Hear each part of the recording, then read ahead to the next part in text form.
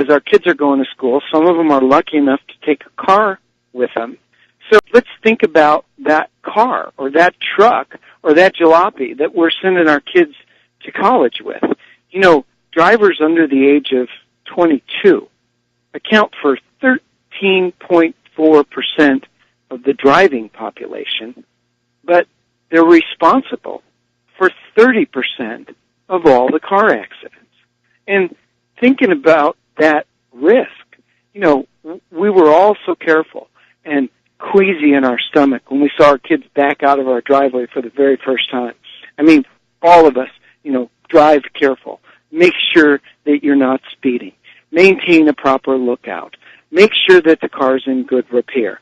Don't loan your car to anybody that you don't know, because you're responsible. You know, you send your kids to school, that car belongs to them, but in the dorm, he may be the only kid on the floor who's got a car. Who do you think is going to be the most popular kid in that dorm?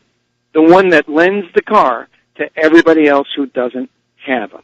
And 30,000 kids on campus, some of them may have insurance, some of them may be underinsured, or some of them don't have any insurance.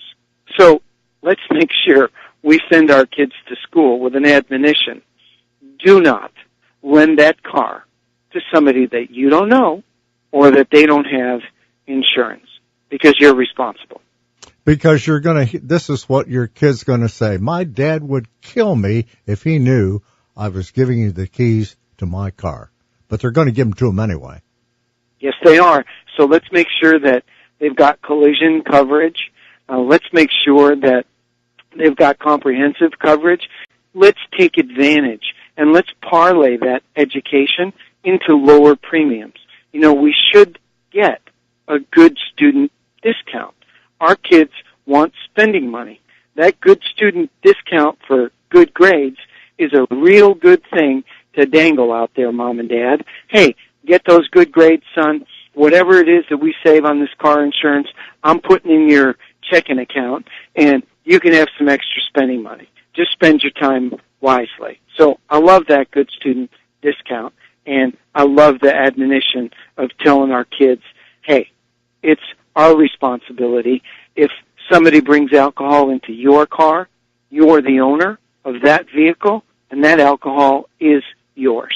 So be real careful who you transport, and make sure you're not transporting inadvertently any drugs or any open containers. I'm really concerned about texting. I mean, we see people walking down the street, running into lamp posts, falling off of curbs because they're texting. Don't tell me they're not driving and texting. They are, and statistically, it's more dangerous than driving drunk.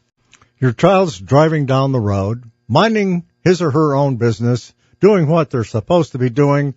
Their cell phone rings, and they receive a text message. Well, immediately they throw the phone down in the seat and say, well, I couldn't possibly answer this. After all, Dad told me never to text while driving. Want to hear another fairy tale, Frank? 350 times a day. That is the average that people with a smartphone look at their phone during the day. 350 times. Wow. So I just try and tell my kids, look, if you're driving 30 miles an hour, and it takes you 3/4 of a second to react to something if you're paying attention, and another 3/4 of a second to get your foot off the gas to the brake, that's 1.5 seconds. You've just traveled 65 feet. You've killed a little child, because if you are looking down at your phone, it takes you an extra second. That's 30 more feet. You can't go 2 seconds traveling 30 miles an hour looking down at your cell phone. It is a recipe for disaster. And if you think that the police aren't wise by checking the telephone records in the event that you hit somebody or you cause more than $500 worth of property damage, think again. All they've got to do is get those records. And if you were distracted, it's against the law in some states to even hold your cell phone. I didn't say text. I said hold it. In California, if your cell phone isn't affixed to a permanent cell phone holder in your car, it's illegal to touch your cell phone. That means if it drops, if it falls, if it rings, and you pick it up and you look to your right and there's a motorcycle police officer, that ticket just costs you $300 in the state of California. It's a zero tolerance, and rightly so. Yeah, and I'm glad it's $300 because here in South Carolina it's $25, as in $25, which is who cares?